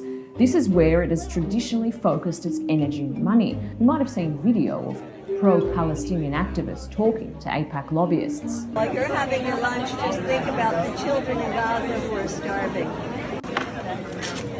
AIPAC also bankrolls politicians' trips to Israel. Hello from Israel! Here at 24 House Democrats last year, taking in the sights. Archaeological ruins, the old city, supposed Hezbollah smuggling tunnel. It's pretty surreal to actually go down there. Well, some American voters might think it also surreal that AIPAC's most recent winning strategy pits Democrat against Democrat. It spent $50 million on the 2022 midterms, including more than $17 million in direct donations, and it spent double on Democrats than on Republicans. Thank you, AIPAC. It successfully helped defeat 13 candidates who AIPAC claims would have undermined the US-Israel relationship. Don't take my word for it. It's all written here in AIPAC's Political Achievements fact sheet. It's expected to spend $100 million on this year's election. But it isn't acting alone. It set up a big money affiliate called the United Democracy Project, which also spent money to defeat Kina Collins in Illinois and is now funding attack ads against members of the Squad, the young progressive group of Democrats, which includes the sole Palestinian-American member of Congress, Rashida Tlaib. In November, 22 of her fellow Democrats joined Republicans in voting to censure Tlaib because she used the pro-Palestinian phrase, from the river to the sea. At least 18 of those Democrats received donations from AIPAC. As the Israel lobby slogan goes, being pro-Israel is good policy and good politics.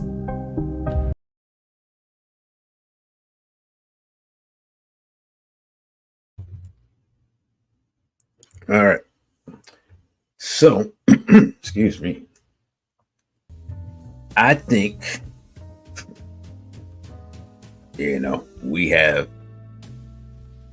pretty thoroughly covered the power of this organization, their influence in Congress, and their ability to shape elections. I'm just saying this.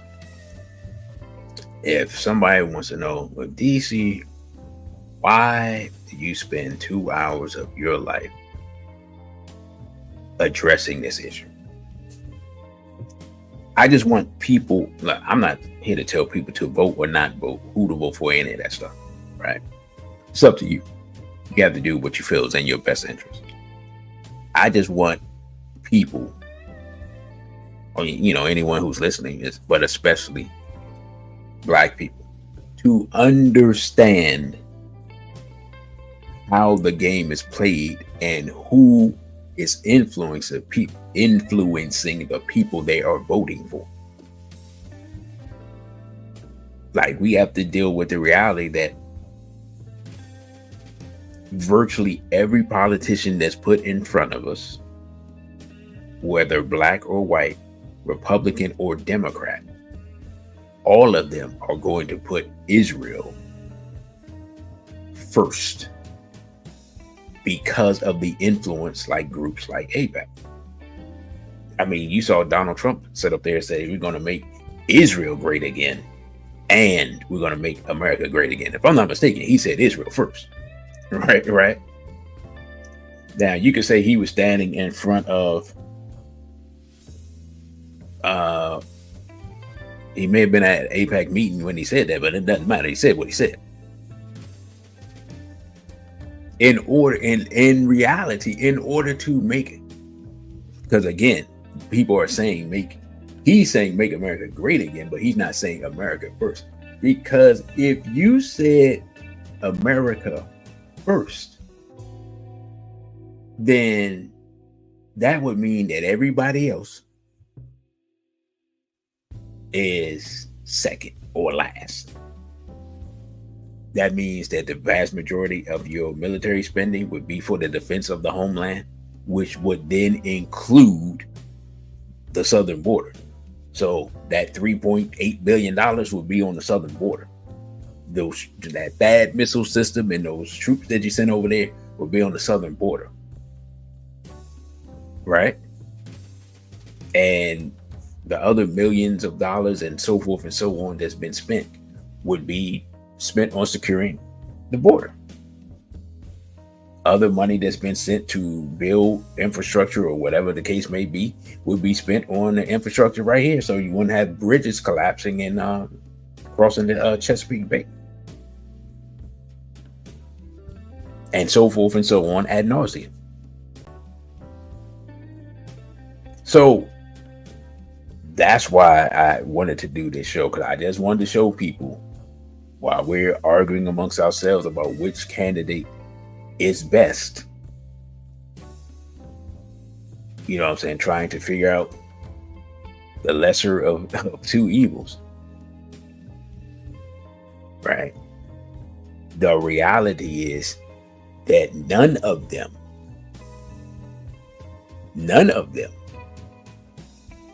not even, I'd make the argument, I have questions about Jill Stein and y'all help me out. I'm Dr. Cornel West. I have questions about them. Now, first of all, you're not going to win if you actually are holding an anti-Israel position. Like, you're not going to get to be the president. That's just not going to happen. But I have questions about them, especially Dr. Jill Stein, for reasons, and I'm not going to speak on those reasons. But they're not going to win anyway, so it doesn't matter. But the reality of the situation is that America has a corruption problem in their government. And at the center of that corruption problem is AIPAC and related groups. Yeah, I know, brother. I know. Hell, that's why I say I ain't gonna speak on it. I'm aware. So, and the fact that we have the number of dual citizens in government is kind of shocking, and no one wants to speak about it, right? Like, everyone wants to talk about, it's so funny. Like you have these FBA people, and they'll talk about, non-black people trying to do whatever, or not non-black people, excuse me, black Americans, also black people from elsewhere trying to do XYZ. Y'all tell me, has any of the FBA or any of these other people, have they addressed this issue about the corruption at the center of government? Because if you're going to talk about reparations, let's say,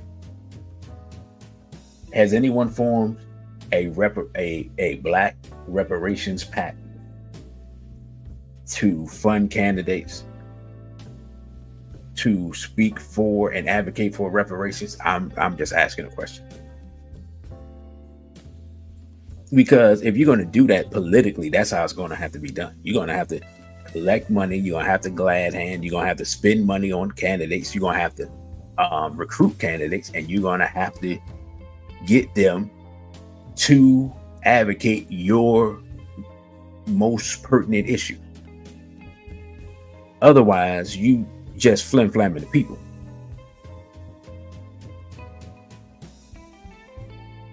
Brother RBG said that pastors and clergy need to be cross-examined. We already know where they stand. I don't even think we even have the, or I put it like this, I know where they stand. Right? I know where they stand.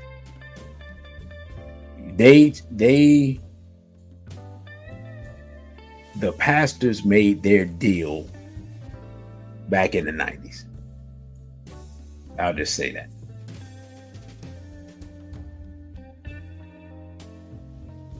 So, I'm just saying. So, if anybody that's really not, if somebody's talking about an issue within the government or changing something that the government is in control of, and they're not talking about building a lobbying group and being able to fundraise and collect money for candidates, they're wasting their, and our time.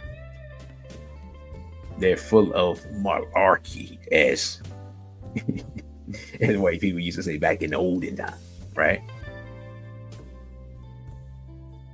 So for me, I feel like, in essence, I'm putting our people on the game from a political perspective. And that was the purpose of doing these two shows. Now, hopefully a lot more people will watch this after it concludes, but it was the purpose of the show. So again, you can follow me on Instagram at dc.radical1, on Twitter at dcradical_ONE, on OTW2 at dcradical1. You can donate via Cash App, $DCRadical1, and you can email me at dc.radical_1@protonmail.com. I'm gonna ask you all now. I am contemplating to close out this month because I think I've given you all maybe like 10 or 11 or maybe 9 or 10, can't remember, live streams this month, which is more than normal. I'm thinking about closing out the month doing an SBL talk tomorrow. If that's something y'all interested in, it'll be 9 o'clock. If that's something y'all interested in, you put a 1 in the chat. If that's something you're not interested in, put a 2. And I will let you all contemplate that for the next couple of minutes. Brother, you got ripped off, got jokes. In the meantime, don't forget, and I still haven't found my phone. Don't forget that Brother Irritated Genie will be in Baltimore on November 2nd, Saturday, November 2nd, 3 p.m. Eastern time. It will not be live streamed, but my plan is to go up there and record it. And for those people who are, if you are a member, or the $9 member, you'll get clips sent to your email. And if you are the higher tier member, you'll get the video, the video of the event. Well, brother, hey, I'll put it like this, trust me. When December rolls around, I'll be taking a lot of days off. So that's what I'm saying. Like, y'all might, I'm just saying, enjoy it while it's here.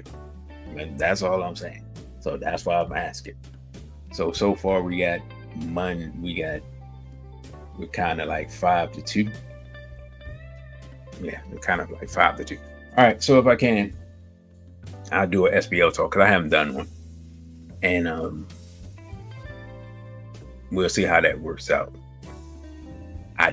If anybody has a topic that they want to suggest for an SBL talk, which is not totally, but it is different from this, y'all let me know. I'm thinking about doing taboo topics part 2. So yeah, we'll see. I'll let you all know probably about 6 o'clock or so. So with that, brothers and sisters, friends, enemies, allies, and others who may listen, I thank you all for listening. Don't forget to like, share, and spread this on all your social media. And I just realized that's something that I actually need to do on Instagram. I need to go ahead. I need to start what they call a broadcast channel where you send all your stuff out to all your people that follow you. Because I'm stuck at slightly under 8,000 thanks to them. Sister Najee, you missed it. I just announced it. Yeah, the Baltimore event is this weekend, 3 p.m. at Terra Cafe, which is at 101 East 25th Street, Baltimore, Maryland. So yeah, that's Saturday at 3, November 2nd. What was I? Oh yeah, I was closing out. So yeah, let me close out. Again, don't forget to like, share, and subscribe. And as someone said, hit the replay, because this was initially being monetized. Whether it still be monetized tomorrow is another question, based upon the subject matter.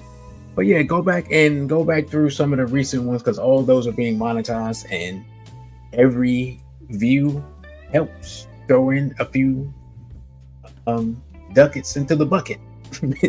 You know what I'm saying? Also, don't forget that you can, even if you don't see the live stream, you can leave a super thanks, which is like a super chat or something. It's just when you're watching, you're not watching live.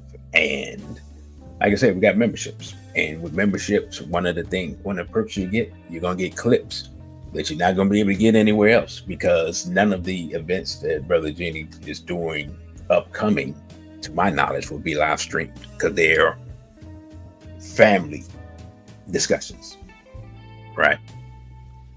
So with that, brothers and sisters, I thank you all for listening.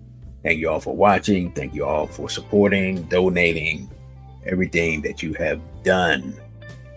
Again, I am your host, DC Radical One, and with that, I say, Abibi Fodie and straight black pride.